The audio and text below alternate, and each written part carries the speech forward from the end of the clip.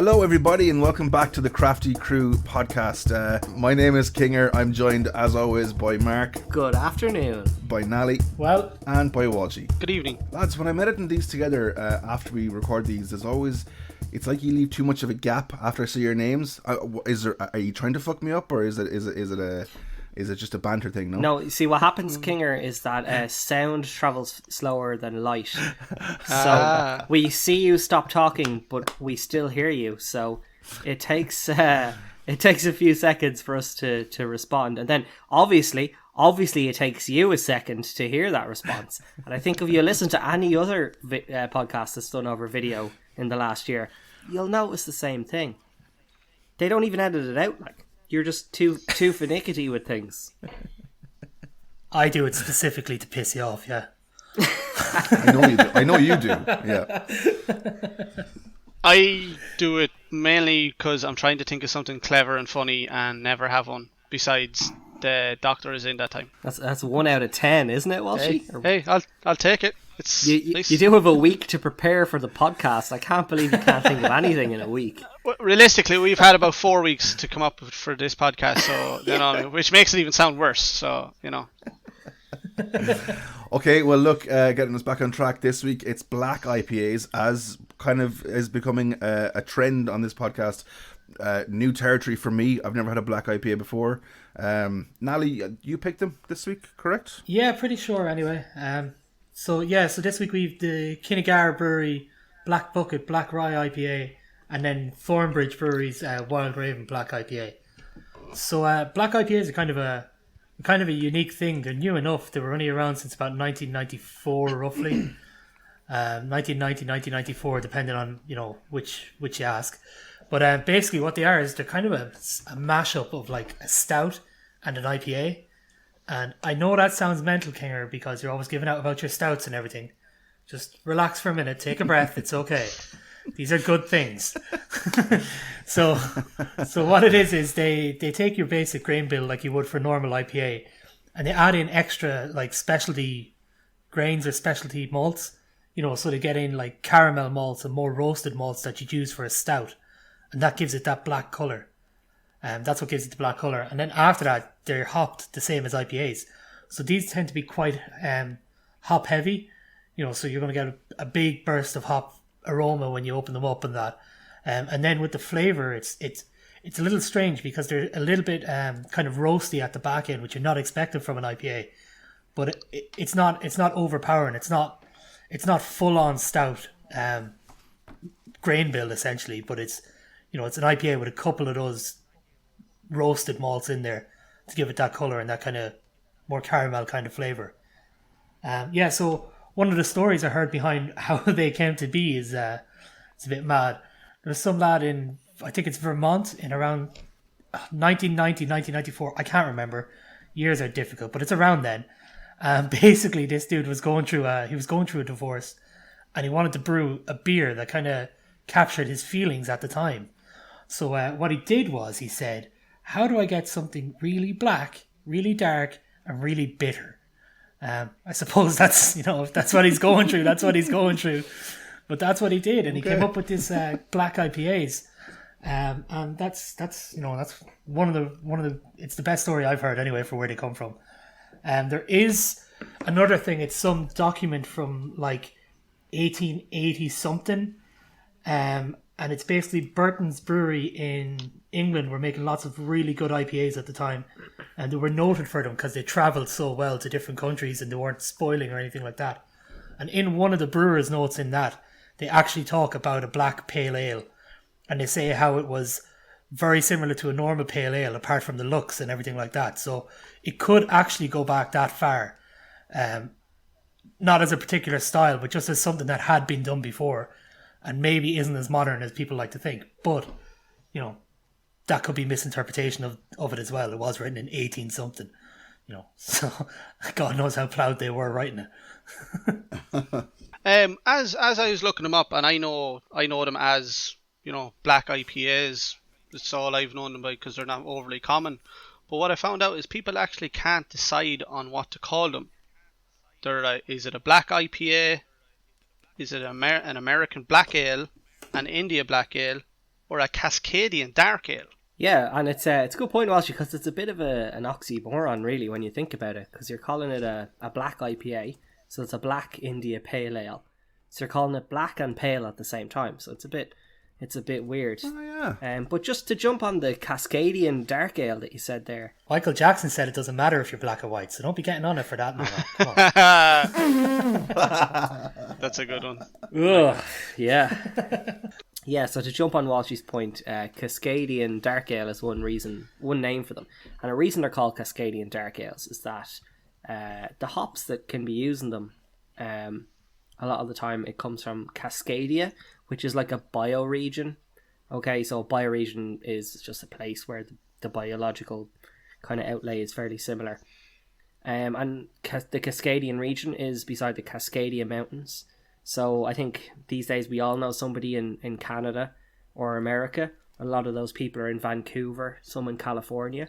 Well, the Cascadian Mountains go from Northern California all the way up to Vancouver. So that's the kind of region some of the raw materials are coming from, and that's why people might call them a Cascadian Dark Ale, which personally I think that's a better name than Black IPA. I think Cascadia has this nice kind of authoritative ring to it. What do you guys think?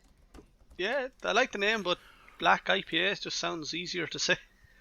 Yeah, it is, but Cascadian is way more authoritative. Oh yeah, absolutely. It would make them stand out a bit.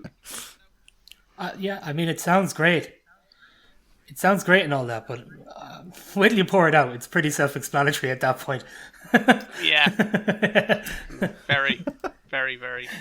I know that, but in an industry where everybody's aiming for, something to stand out for, if you put Cascadian Dark Ale on a shelf, the super craft beer nerds like us are going to be like, oh, hang on, what the fuck is this? I'm going to buy a load of this stuff. And just before we move on from the facts, I just want to say one thing. There's a very mild-mannered, polite Cascadian independence movement that wants to remove the southwest part of British Columbia, which would include Vancouver, by the way, and the kind of Washington state and a bit of Oregon from America, which would be like Seattle and kind of a bit south, and make its own country. And it was kind of a bit of a joke, but then when Donald Trump was elected, it actually started getting serious momentum and had local referendums and everything. So yeah, we could have Cascadia as a country at some point in the future. So I think they should get the name of this ale down now, Get themselves some legitimacy. I can't really argue with your point. The only thing I'd say is if that was the case, then surely Kinger's beloved double IPAs should stick with Imperial IPAs then, because that's far more authoritative than double. Yeah, definitely. Yeah. And triple should have some... 100%. What's more than an Imperial for triple IPAs? I don't know. Jedi Council. IPA. Yeah, that's what I was thinking, like Galactic Federation IPA.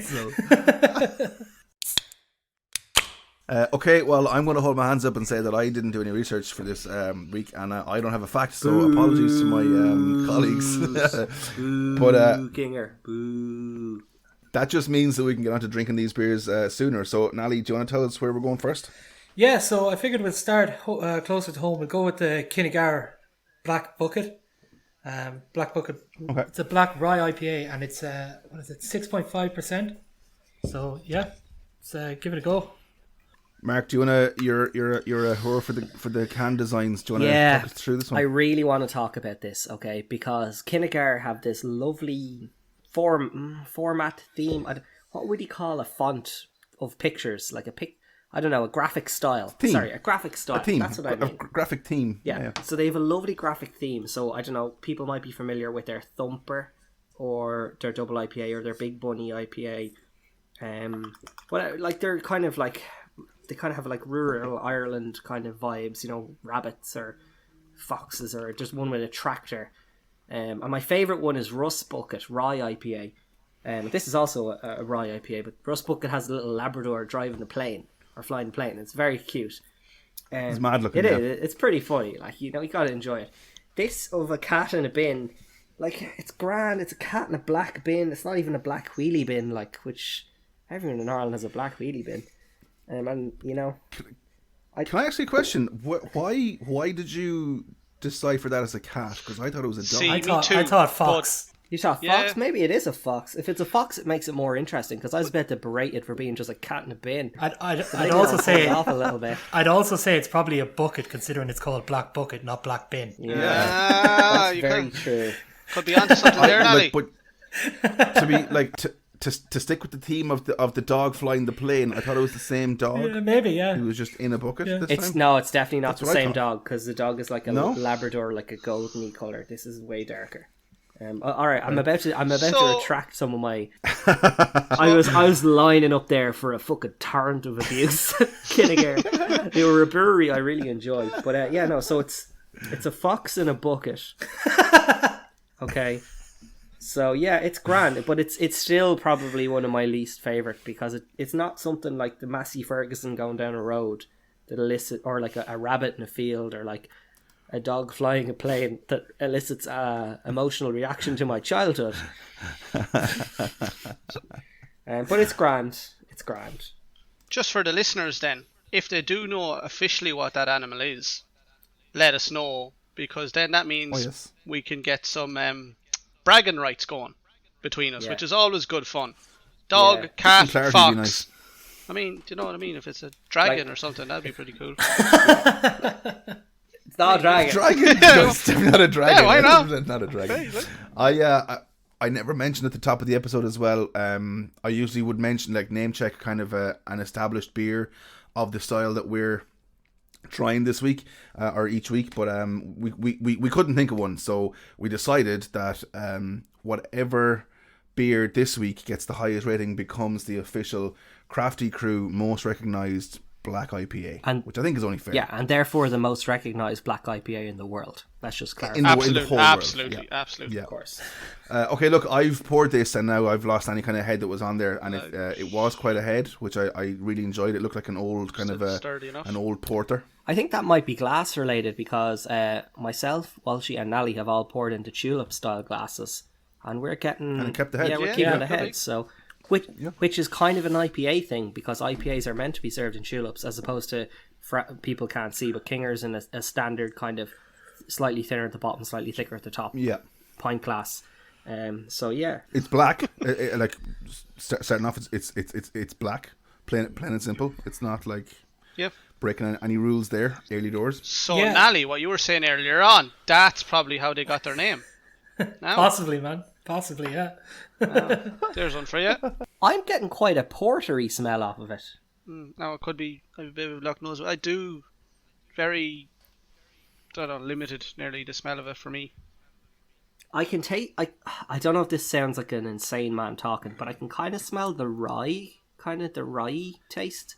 I don't know how many rye ales you guys have had it, but like there's a distinct taste that cuts through that I'm assuming is the rye with them, and that's the kind of smell I'm getting. But it also has that kind of portery smell. I don't know. Nally, you're a bit more experienced than us. Tell us what you're thinking. I won't go that far, but yeah, that rye kind of thing is a kind of like a spiciness that you get from the rye nearly. That's what I usually associate with those kind of rye IPAs and stuff like that. It's not, obviously not spicy, but something kind of along those lines. With this, it's for me, it's kind of like, kind of roasted. There's a bit of hops.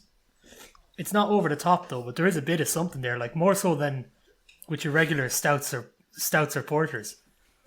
There's definitely, you can definitely smell some kind of hops there, as opposed to some of the stouts we've had where they're entirely based off the malt pretty much. You're not getting that hoppiness coming through. Yeah, it's dark. It's pretty black. And it's quite clear though as well. I mean, obviously you can't see through it, it's black, but it's not hazy or anything like that. It's a pretty clear beer. How can you tell? How can you tell? Yeah, Because you can, like.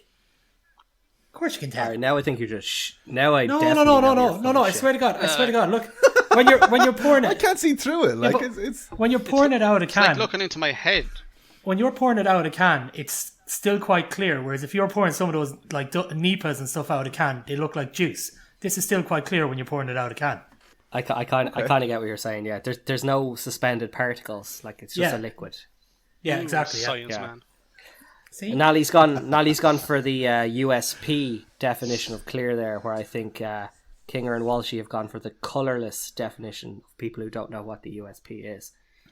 Us doctors don't have time for that crack. He said clear, not colourless, so it's fine. Shout out to the 3 science nerds listening to this who'll enjoy that colourless, not clear joke. Oh, that was a joke. Oh, right, okay. Proud of you. Correct. But no, it's good though. I'm enjoying it. It's when you drink it, then it's not it's not too viscous. It's not coating your mouth or anything like that. It doesn't hang around for too long. No. There's a bit of that hop flavour. To me, it's more hop forward than, like it's not like a stout where it's really biscuity or anything like that. There's a little bit of something like caramel or something at the end of it, something kind of roasted, but nowhere near as much as you'd expect from a stout, say. And there's definitely that more hoppiness at the start, for me anyway. It's definitely a real mix of the two. I find like there Absolutely. is definitely quite a porter taste, but it doesn't, like you're saying, doesn't hang around as much as a porter normally would. I think the taste of an IPA kind of whips in around the back and kind of takes over and kind of clears away very, very quickly. Do you know what I mean? Yeah, I think the other big thing about it as well is it's nowhere near as heavy as stout, say. No. So it's quite refreshing, like an IPA. Like it's gone pretty quick, whereas a stout's going to hang around for a good bit longer, So for me, anyway, I think that's something I quite enjoy about it. Like, I have to say, I really enjoy the taste. It's, as you say, the kind of roasted taste of a porter, but the crisp kind of back end of an IPA. But there's something in my brain that's like flicking on and off, and it's been like, this doesn't taste like it should. Why am I tasting? I'm associating the color with a porter, and then the taste reinforces that. But then I get this like big kick up the ass with the crispness of it, and the kind of the way it clears your palate like a normal IPA would. And I'm very confused right now. So is that something that's important, do you think, then to people or to you guys as you're drinking something, that the perception of how it looks should be how it tastes? Like, like big advertising campaigns, like it's all about the kind of you see the pour of the beer and the wave in the glass, and it's that perception. It's refreshing. Is that important when it comes to drinking a beer? I think Kinger stumbled on a chance to answer a question he hadn't thought of, and he's like, I'm going to take this question. Yeah. I think it's my first black IPA as well as yourself, Kinger, and I think that's where it's coming from, that I haven't established a perception of this in my head of what a black IPA should be, and I'm going to do that over the next hour or so. And it's definitely nice. It's almost like, have you ever wanted like pint of Guinness or something, but it was a real warm day and you're like, but if I drink that I'll feel all kind of bloated and heavy. Kind of feels that niche a little bit, doesn't it? Yeah. I've had one black IPA, and I was very nervous about trying it, or trying any black, because this is before I kind of started drinking stouts before the Christmas, and I was like, oh, it's going to be very similar, or just more or less the exact same thing. So my perception is like, oh, I've no interest. But I got the one, and it's very nice. But you do get that, like Mark was saying, you do get that sudden hit of like stout porter kind of stuff, and then it kind of blends in. You're like an ale, and you're like, which one am I drinking? And I don't know, but I find this very smooth and easy, but the blend between the two could be very confusing for some people, especially if they're not familiar with it. I don't know what to make of this. I'm fairly confused by this one. I do like it. I think I remember saying on the podcast before that if I'm impatient about having a Guinness, I'll go for a Smithwick's instead, just because like it's quicker and it's just handier to get. This, I think, would be a nice replacement for that. Instead of having to wait for the Guinness, and like just me being impatient, I think this would be a nice kind of substitute. I definitely agree with you, Kinger. I think this is definitely like if you're just, or to throw it back to you, maybe you've had a big dinner in a restaurant and you're like, I want a nice porter, but I'm stuffed. One thing I will say though, and I know it's not an official crafty crew metric, but belly feel is a thing with beers. When you're drinking porters and you're like, you almost feel like you're a tank getting filled up at a petrol station, and you're like, eventually you hit a point and you're like, I need to wait 10 minutes before I take another drink or whatever, or get another pint. I feel like this solves that problem while giving you the same taste. Yeah. I won't lie, I don't drive, never have. That whole thing went straight over my head. belly something, and then you were fueling the tank. I don't know what you're on about. You won? I think me and Mark looked at each other and we were like, I don't know where he's going with this tangent. I'm not sure where that was going. Yeah, I assume you've been in a petrol station though, no? So like, you know that in a petrol station, your tank is empty and you put in the thing and you feel it. You just fill it and then it's full. And what I was saying was sometimes when you're drinking porters or stouts, you're drinking them and you get more and more full till the point that like, even though you want more beer, you're like, oh, I feel full, so I'm going to wait a few minutes before I buy another one. I wonder is Walshy, would it have worked more if we just said like that you're eating and you're full? Yes, absolutely. So then like a Guinness on top of that is going to like bloat you. Absolutely, or whatever. absolutely. That kind of... I think there's a difference, and Nally will agree with me here. There's a difference between stout full and food full. 100%, yeah. But I'd say if you just said, Walshy, you know when you've had too much drinking, you need a minute or two to relax. I mean, I think if people haven't established this now, that things have to be explained to me, like, very precisely. I mean, I don't know what I can do. I agree with you that there's a difference between food full and stout full, but for a man who doesn't drink too many stouts, I felt like the food analogy might work better for Walshy. No, that's fair enough. Okay, yeah, does, sure. That does I'll let the listeners sense, decide. you know? Okay. And it'll just be like, geez, that Walshy is an awful gobshite. Hey, and it wouldn't be the worst name I've been called, so, you know. I think we all kind of like talked a lot about how it's got the taste of a stout, the feel of an IPA. And I think the one thing I will say against it, because I think we do need to be a bit objective here, is the best part of a stout, as like the taste is obviously so important, but that creaminess, that lovely kind of emotional joy of it just sliding down and it being really nice and tasty. While she's raising eyebrows, I'm not gonna stop talking, because then she's gonna make a joke about me swallowing things I shouldn't swallow that are nice and creamy. I didn't really, but it's the creaminess, the texture, the mouthfeel of a pint of stout is very much associated with it, with that style of beer. And I think while the taste is still delicious, the carbonation from the ale part of this and the kind of kick from the IPA right at the end, it does detract a little bit from that taste style. Now, I would say if you're somebody who drinks a lot of black IPAs and maybe you don't drink too many stouts, that's going to be a positive thing.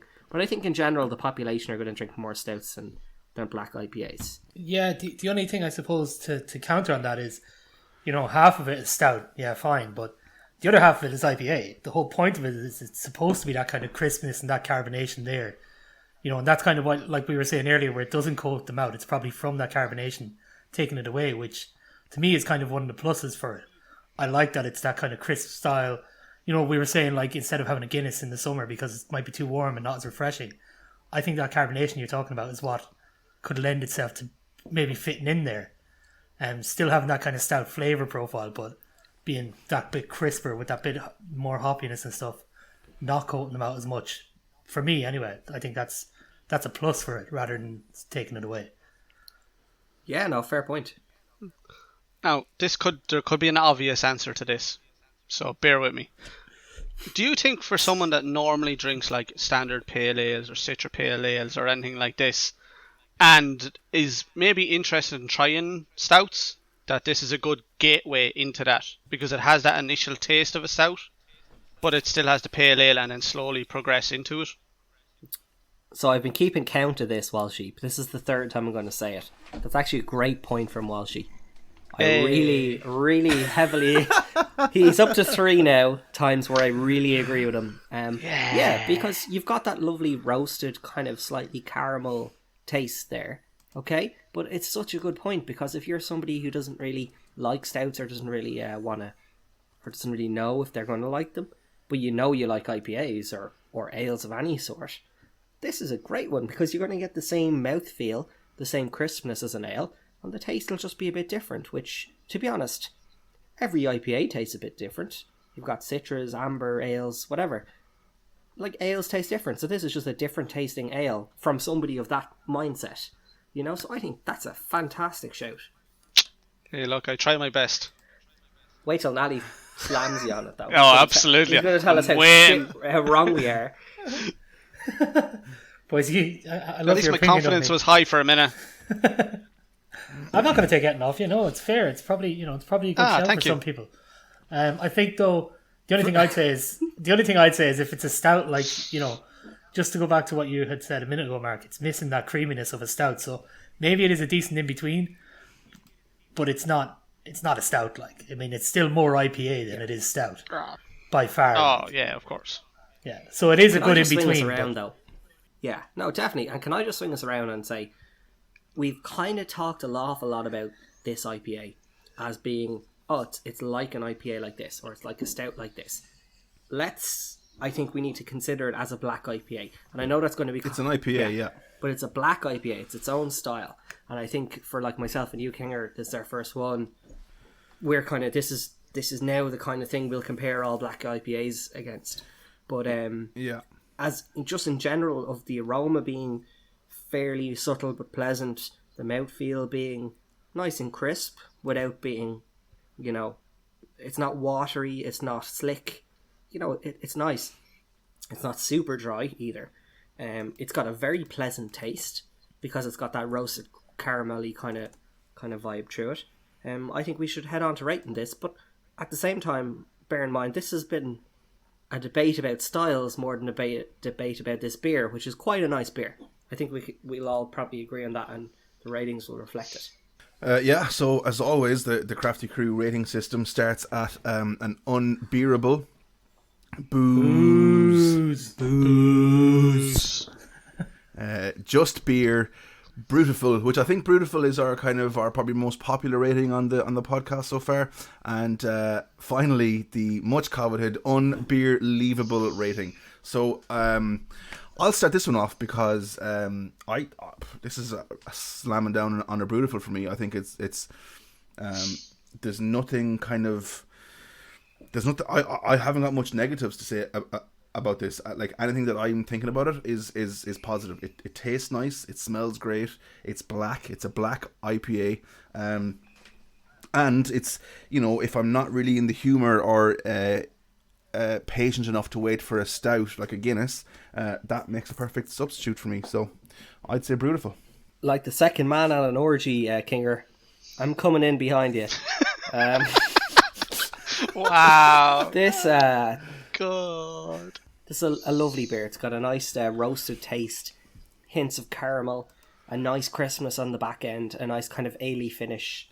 And yeah, I've thoroughly enjoyed drinking it. And from something that, as a Kinnegar or Kinnegar, if you're from Donegal, fan, What?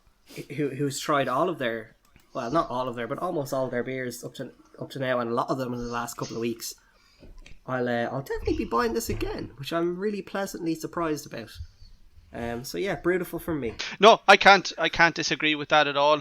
It's a straight up Brutiful for me. And if I had tried black IPAs months or even years ago, I think I'd be drinking Guinness a lot more these days. Because as I said, I think it would be a great gateway into stouts. And absolutely beautiful. Like Mark was saying, it has that roastedness that like a stout would have to kind of get you in, but it kind of have that nice blend into a pale ale at the end, instead of that kind of overpowering of some stouts. So it's a nice gateway. So 100% Brutiful. Yeah. So I suppose that's me left, and yeah, it's just beer for me, on the higher end, but just beer. It's grand. I really enjoy it, but yeah, it's grand. It's just beer. I'd enjoy it. I'll buy it again. I'll have no qualms with it. There's nothing bad about it. It's a good beer, but to me, there's nothing that makes it stand out. Say, it's good, but I think it's grand. Like, I enjoy it, but yeah, it's grand. I can't even explain it. Would you have tried many black IPAs, Nally? I've had a couple now, only a couple though, no more than yourself. So Yeah. Maybe a few more than you, but nothing major. It's just, for me, it's just beer. I mean, it's above just beer, but it's not, in my books, it's not up as Brutiful. You know what I mean? It's on the higher end, but it's Okay. not as Brutiful. Okay. That's all.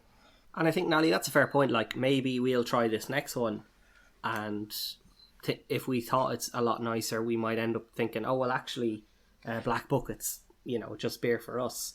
And I think our lack of experience in this market is gonna play a part in it. But at the end of the day, what we need to remember is that the Crafty Crew rating system is universally recognised by all people in or out of analytical science as the most effective way of reviewing craft beers in the world. There is literally no better system.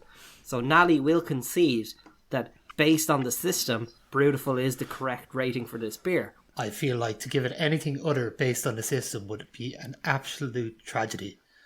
Complete travesty and a mockery of the long-time, hard-worked Crafty Crew podcast system. So that gives a pretty solid Brutiful rating to Kinnegar's Black Bucket Black Rye IPA. Yeah, solid beer. Well done, Kinnegar. Cool. Okay, so we'll rattle on with the first of Kinger's questions this week. It's time came to me. It's a Mark question, to be fair, this week. I was just thinking, right? If it wasn't for the podcast, I wouldn't be super adventurous when it comes to even craft beers. So, is there a style of beer that you would never ever try? Or let's say can you think of one that might come out or be created that you'd never want to try? Yeah, so I'll kick us off here. I would never in my wildest dreams go anywhere near a brown ale. Okay, I think that they are crazy. I originally have no desire to try a brown ale. However, one of the fabled, mythical, lost episodes of the Crafty Crew podcast was brown ales. And don't worry, listeners, there'll be some brown ales coming up very shortly. So this podcast has pushed my little canoe out into that ocean. And you know what? I don't regret it. I won't go into too many specifics because I don't want to give away the lost episode details, because at some stage we'll have, multi-millionaires bidding for that episode. But yeah, I think that's probably the one for me that I had literally an aversion to, a direct aversion to, and I would not have done it only for the podcast was doing it.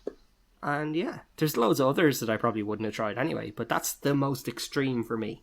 I've one for you, Mark. Do you think you'd actually initially have gone out for a sour if we didn't have an episode on it initially? No, Walshy, definitely not. Definitely not. I wouldn't have had a sour. I wouldn't have had a black IPA. Sorry, Walshy, can you reach around far enough and pat your own back there? Are you able to? Very good. I think those are the three, though, that I either hadn't have or wouldn't have, would be the black IPA, the sour, and the brown ale. But I think from my initial perspective, I would have put black IPA and brown ale up there, like top tier, S tier, not going to try. And then maybe A or B tier, not going to try, to, quote, anime power levels, would be the sours. Like, I think I probably would have had one at some stage, and then if it was the right one and I liked it, that might have got me into it. But certainly not like the podcast where we had two and I didn't really think much of the first one, but the second one I was like, oh, this is class. And literally since then I have been seeking out sours to try. I've been trying to try as many as I can across as many different flavours until now, because now black IPAs are taking over, baby, and sours have to hit the back seat with the kids. You be quiet now. See, I'd be a lot. I want to kind of give a different answer, but yeah, brown IPAs. I'm on with Mark on that. One I actually haven't tried at all yet, and I assume we will do an episode at in the future, is the triple IPAs. As our listeners know, the doubles are a bit of a struggle for me. They're just too heavy, so I can't imagine a triple IPA being a hell of a lot better. But for the podcast, I'll do it. But if we didn't have it, it's not something I'd be looking for at all, ever. Now on to the man who single-handedly campaigns against Alcoholics Anonymous, Stephen Nally. Yeah, so Kingo, you said if you can come up with new styles or whatever that you won't want to try. So for me, it would be like, the way there's double IPAs, if they somehow doubled the Pilsner and it was just extra pilsnery flavour, I'd be like, hells to the no. That's not for me. Sorry, boys. Nally. That's not the question. Kinger What's the didn't say, question? could you come up with a style? Wait, he did. No, he I did. did. He did. At, He did. at the very end of my question, I did say if there was a style that would be created, could you okay. would you not want to try it? But yeah, You left a specific caveat in for Nally to get out. Yeah. Take it out. it was there for all of you. Like It would still be, it was there for all of you, and you both your answers were fairly valid. It didn't have to be a made up style. yeah. So it would be if you concentrated that kind of pilsner flavour. It's not for me. I'm not a big fan of them in general. I know recently those kind of IPLs, those India Pale Lagers that people have been bringing out that are heavily hopped, they're way more palatable for me. I'm just not a big fan of that lager style in general. So, if you double that and concentrate that, no way. And can I just say, to round off from the Crafty Crew podcast, our official answer as a podcast is, of course, as always, when a negative question is asked, rosé ciders. Yeah, rosé ciders. I was going to throw in an honourable mention to a rosé and cider, but hey, hey, rosé ciders. Yeah, I wouldn't be upset if you went away forever. I don't know. I personally probably wouldn't be drawn to the likes of a wheat beer or a wheat beer for some reason. I've never, only for the podcast is why we tried it, and I actually really enjoyed them. They were tasty, Were they one Shout of out to the last episodes, yeah. The wheat beer, yeah. We'll have to try and do something to kind of resurrect them somehow. Some kind of magic. Don't worry, Kinger. Wheat beers and brown ales will be back. We won't have the originals, but we'll have a wheat beer and brown ale episode where we'll all pretend. Okay, cool. Nally, do you want to get us back on track and we'll try our second beer of the week? Yeah, sure, we'll give it a go anyway. So, yeah, the second beer of the week is the second Black IPA. It's Wild Raven by Thornbridge. People might be familiar with Thornbridge. They have a really famous beer called Jaipur. It was kind of one of the first IPAs kind of released in England, and that in what was it, late 90s, I think, early 2000s. It's a proper standard. If you think of like Sierra Nevada as your standard IPA for America, Jaipur would be one of the ones for UK as one of your standard IPAs brewed there. So these guys are a pretty established craft brewery. Okay, so my expectation when I seen Black IPAs, pretty hesitant, but when I seen Thornbridge, I was like, if anyone is going to do it right. Okay, so crack them open. Just a quick one, as reported out there, Mark. We do get you to talk a bit about the artwork on the cans. This one here is pretty typical of Thornbridge, isn't it? They tend to have that kind of tribal design and different can colours. Yeah, so they're quite a minimalistic brewery with their designs. They have this really nice Thornbridge logo. It's it's hard to describe, but it's like an old crest, coat of arms that's gold with a nice, nice fonty T in the middle. But at the top and bottom of the can, they always have these tribal colours. For reference, think Need for Speed 2 Underground tribal bodywork. Fact, yeah. There you go. That's a great shout. There's a reference. I want all three of you to try and find a reason to disagree with that reference. It's not wrong. It's not fair. wrong. Never. I didn't play it. Absolutely fair. Yeah, and it's pretty minimalistic. It's a black, pitch black can with some blue writing, and gold writing, so it makes you feel fancy because there's gold on it. That's nice. But yeah, it's grand. I will say one thing for this can, especially, we were talking about other cans, and you'll see it on 90% of cans. The label will have all its design, and in most cases, it's either like maybe a white or a grey solid can, or just a solid black can. But the label going around it is where all the design is.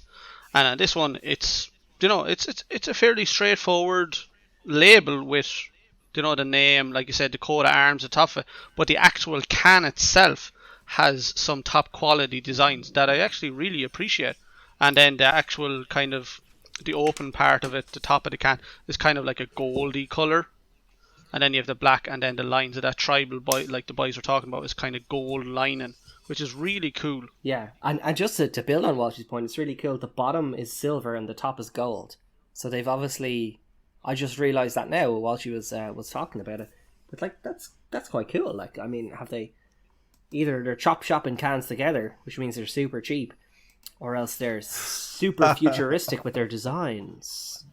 You know, Well, there could be an inside scoop to maybe explain, and I mean, Nally, you might know the inside to it a little bit more than I would. I know the general idea of how they get the top of the can onto it, and then they kind of pinch it, so it would be a bit more easier for them to get that there.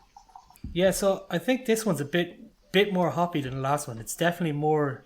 There's something more there than the last one, so there is for me anyway. yeah, I'd agree with you. It's a lot more subtle, but you're getting that kind of typical hoppy ale, that West Coast kind of IPA kind of vibe off of it. I haven't tried it yet. Some of the lads have, but I'm kind of expecting some sort of Sierra Nevada-y taste based on that smell. And in terms of the colour, just really quickly, because Nally was saying last time for the Black Bucket that it was see-through. This is definitely way more see-through. Yeah, It's not quite. It's more, when you hold it to light, it's more like a dark amber. yeah, Yeah, almost kind of like a really rich ruby or something, Kinger type of color. It's definitely see through. Yeah. Like yeah, Yeah. 100%. It's got a pretty decent head retention on it. It doesn't last forever, but it's, there's definitely a bit there on it.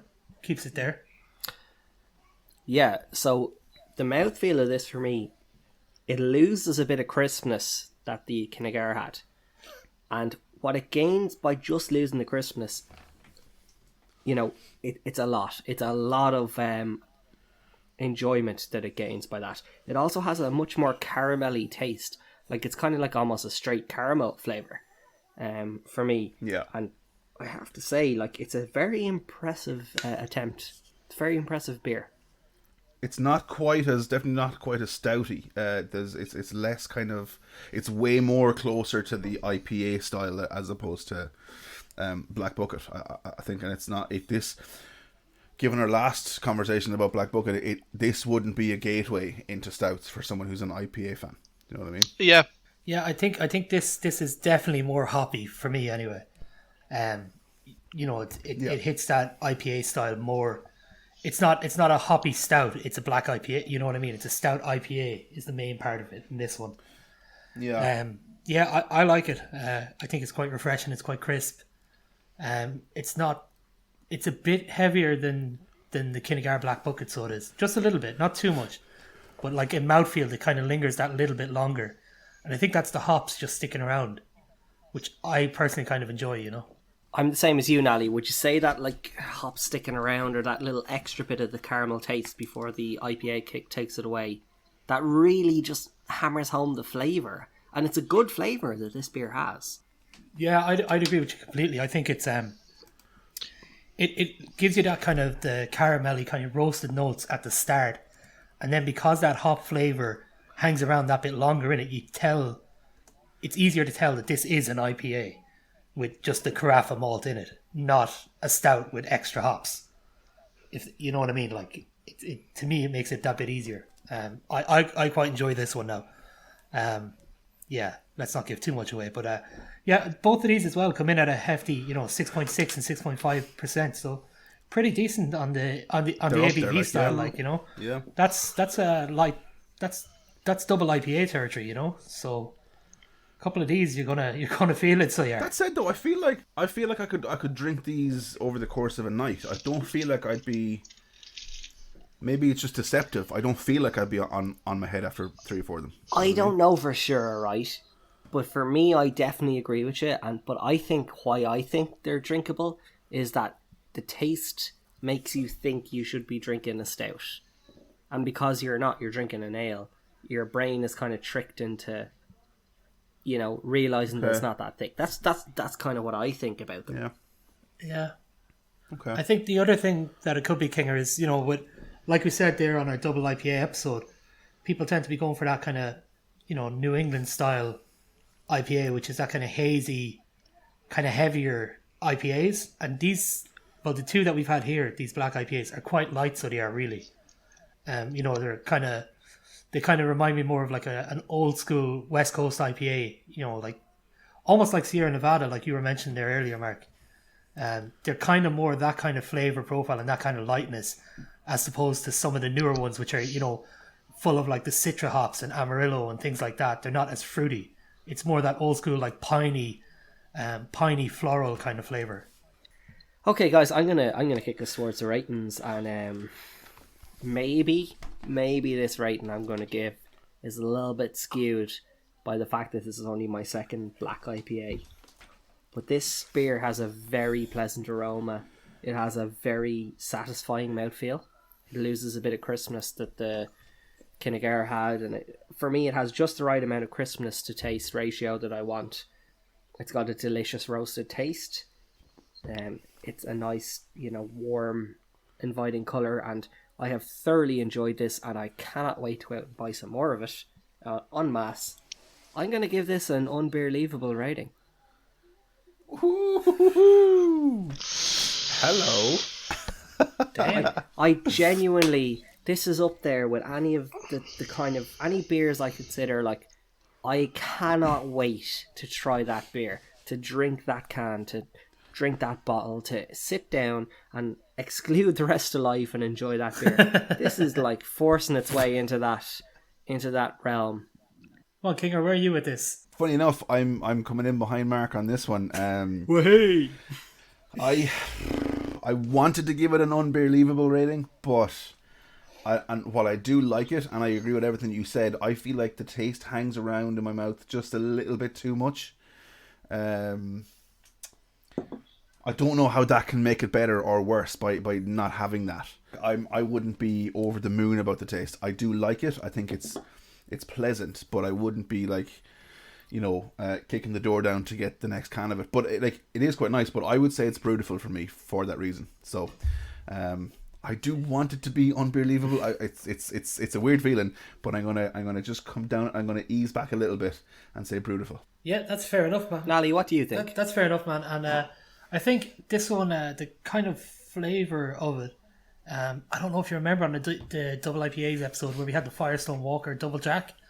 I think that kind of hop profile is very similar to what's going on here.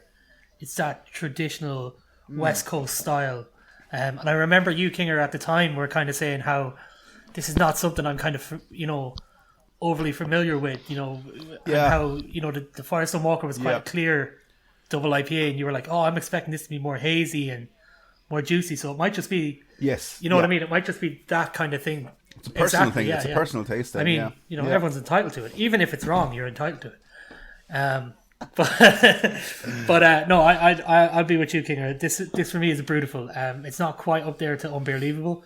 It's not the flavour that's lacking for me. I think it's really nice. I'd happily go out and have a few pints of this, but it's just, there's just something there that, it's not that it's heavy, because it's not heavy. And, I was saying I like the way that the taste kind of lingers a little bit. It's grand. It's just something I can't put my finger on. I just can't get it up to unbelievable. It's a beautiful beer, but there's just something there. And I don't know exactly what it is. I just can't give it the unbelievable. It's class, though. Like, would recommend to a friend. It is beautiful. It's really good. Yeah, 100%. I can safely say, Nally, if you saw this on the shelf, you'd buy it again. Like. Oh, 100%. That's what I was literally. That's my point. I'm going to say is 100%. If I'm out there, or if I'm getting an order or something, and I see this is there, I'm going to pick myself up a can, but I'm not going to pick myself up a 6-pack.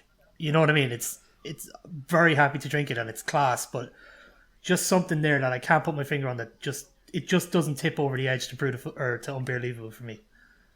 Solid beautiful though. I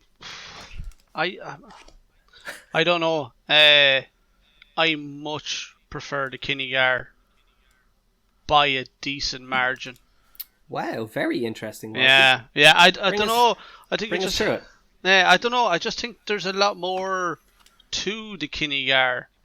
It's not a bad beer by any means. It's very nice, and no more than we've always said. Yeah, no, like if I got another one, I would not be upset by it. But I don't know. Like, I mean, taste is okay, but after a second, I find it fairly, bland nearly. So with that said, like, I mean, I'll get, if you're talking about going to buy some, I'll buy that Kinnegar 9 times out of 10 quicker than I will this, to be perfectly honest. So for me, like I said, look, it's not bad. I'll go just beer. It would be a high just beer, but it'd be a just beer. So considering this considering this one had one unbeerleavable and 2 Brutifuls and a just beer, and the last one had 3 Brutifuls and a just beer. Yeah. That means that this one is ahead because it's got one unbeerleavable. Is Black Bucket not more consistent then? No, because it's got. Can we let's just vote. It's not because they've got the same number. They've got the same number of just beers, right? So both of them have a 3. Both of them have 2 4s, and then the difference is the Wild Raven has a 5 and the Kinnegar has a third 4. So it's one better if you can count.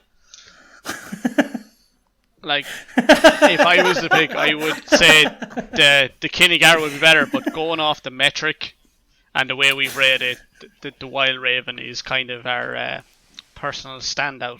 Can I throw in something here really quick? Since we're undecided in the whole thing, can we do a poll on Facebook or something and let the viewers decide? Okay, guys, so what we're going to say is we've had a little chat here, and Walshy and King are on the Kinnegar side, and myself and Nally are on the Thornbridge side.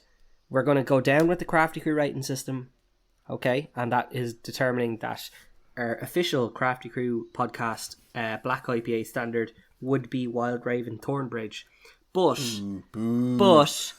if we get a direct message from any listener either way, we will allow that message to swing our vote. So you have between now and next Friday, and we will confirm in next Friday's episode at the start which one is going to be the standard. But you guys can vote and swing it either way, because if one of you say Kinnegar, one of you say Wild Raven, we'll take the listener support on board.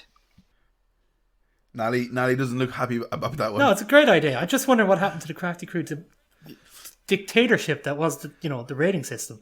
However, I 100% think if people have an opinion on this, get in touch and let us know. And Mark, where can they get in touch with us? Find us at Crafty Crew Podcast. We are on Facebook. We are on Untapped. We are on any platform you listen to your podcasts. iTunes, SoundCloud, Anchor, Spotify. We are there.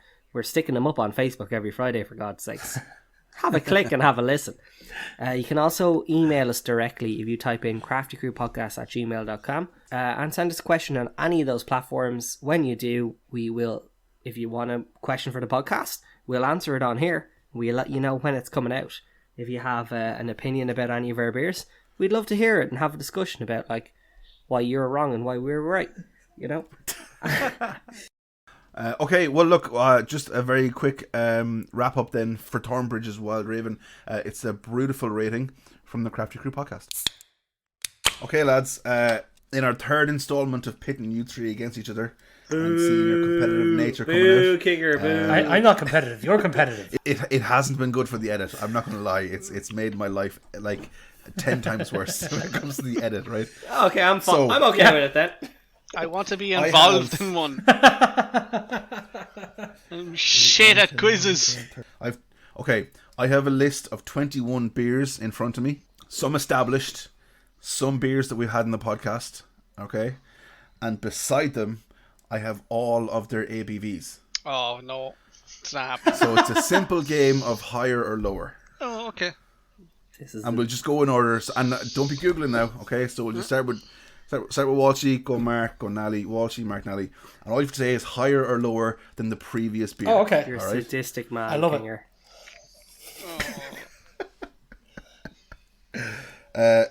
Do you think I have enough in 21? Yeah, just hands in the camera. Okay, hands in the camera. So there's no Googling, yeah. Okay, Walshy, the first beer I'm going to say, right, is Seeking Sunshine by Dead Center at 5%. That's not fair. He that's all he drinks. Give him something he doesn't know. But let's get the game started at least. Okay, so Seeking Sunshine is 5%. Sierra Nevada's Torpedo, is it higher or lower in ABV? you said Seeking Sunshine. I was like, yes, I know exactly what percentage that is. And then you said it, and it's like, oh, you have to compare it to that. It's like, shit, I don't know.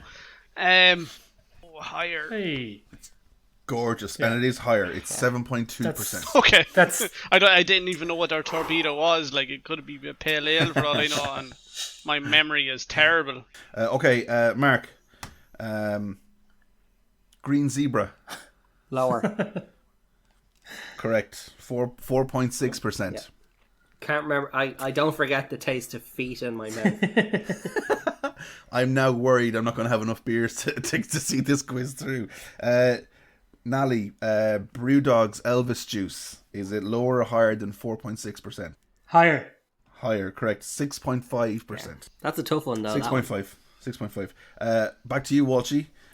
Is Hopfully's Leg Swap higher or lower than Elvis Juice? Lower. Correct. 5% for Hopfully's Leg Swap. Mark. Fuck. White Hag's Rock Hellas Lager. Lower. Higher. Lower. 4.5. 4.5%. Yeah. Nally. Third Circle's Trinity Lager. Higher or lower? Trinity Pilsner. Trinity Pilsner. Pilsner was Pilsner, yeah? Sorry. yeah, it's higher. Yeah. Isn't it 4.7 or something? 4.6, 4.7? No, it's 4.4. Yes, I knew that would get him. Oh well. In fairness, Nally, it's very hard to remember the ABVs of terrible beers. It doesn't even count, it's so bad. I think it was a bit of a snaky move by me to put a lager and a pilsner side by side that we've had on the podcast, and that Nally knew one was higher than the other, but probably didn't know which way around, to be fair. Yeah, like a lot of them, you're like, sours aren't, like... Unless you trick him, he's going to win. Okay, Walshy, we're starting again with you, right? Walshy, is the Trappist Rochefort 8 higher or lower? Oh, higher. Higher, correct. At Nally? 9.4? 2. I think the Westmalle is 9. 9.2. Oh, I thought the Westmalle was 9.2. Yeah. Yeah. I won't be asking you again, Nally. No, That's fair. Westmalle was 9.5. Mark. Sheppy's Cloudy Cider, higher or lower? Lower. It's a cider. Correct. 4.5%. You didn't let Nally guess.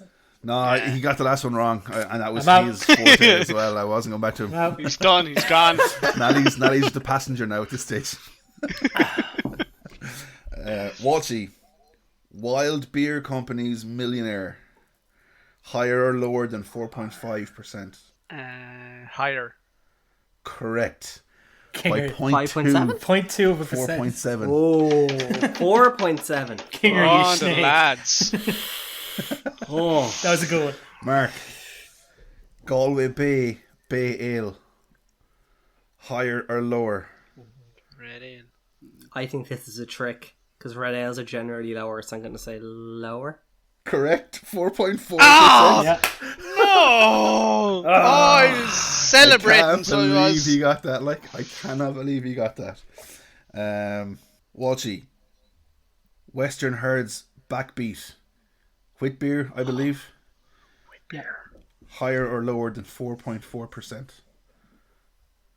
Higher. Correct. 5%. You are giving him the easy one. What are you talking Hip-hop. about? I was 0.2% with the other one. With the last one. Yeah. Mark, Lochgill's McNutty, Okay, sorry, what was the wit beer? 5% was the wheat beer.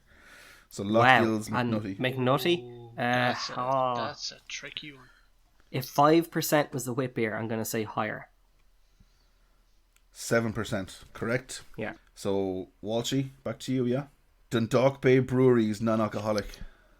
What did you just ask? I'm just going to the list. I'm just going by the list. You get the next question, like. You get the next question. How? You get the next question. Is it going to be another non-alcoholic? It's going to be Lervig now. I will say...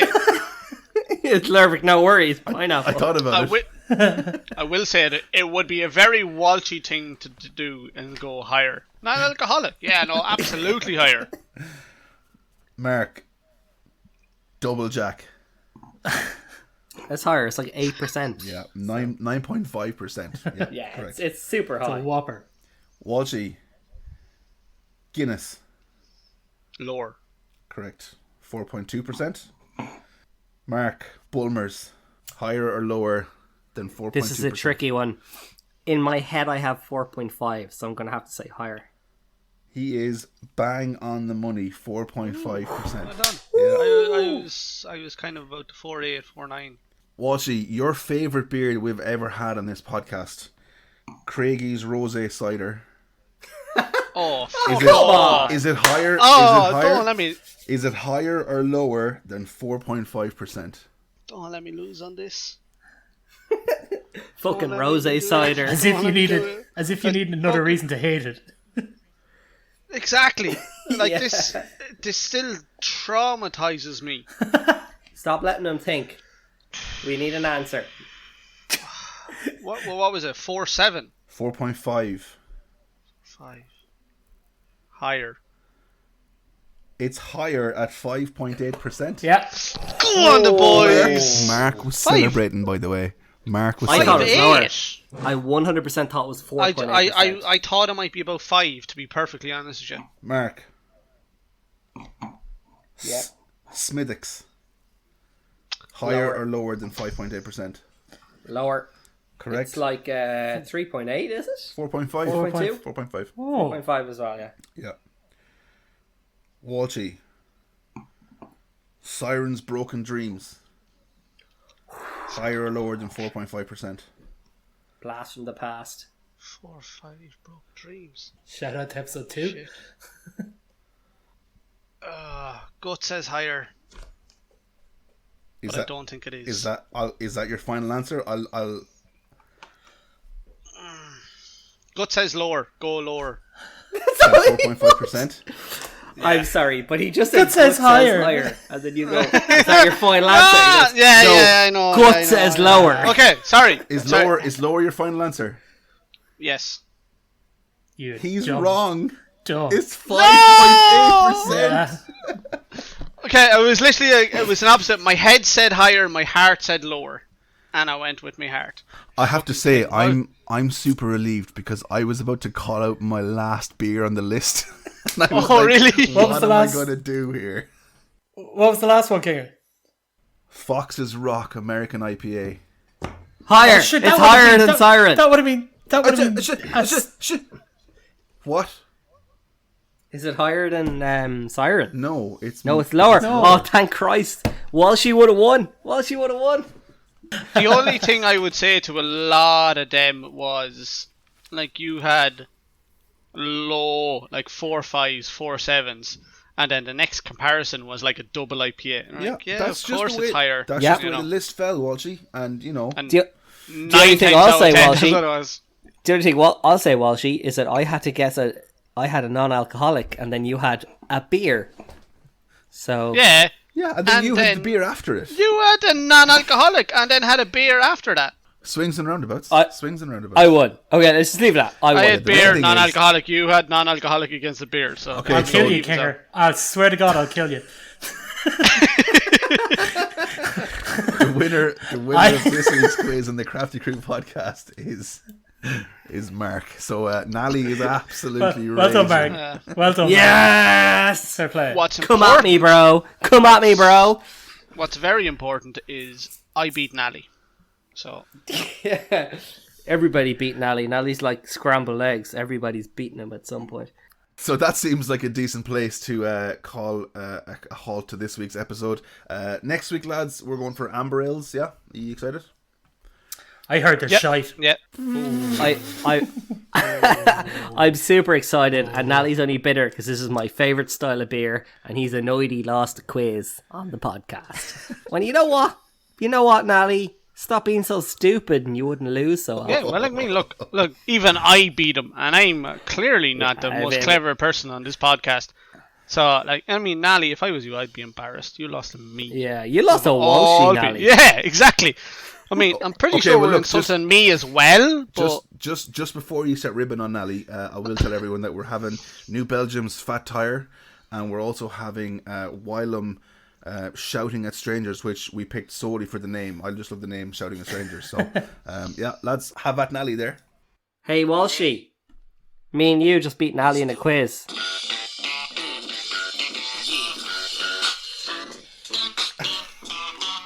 Highlight of their lives, boys. Go Highlight nowhere. of the lives.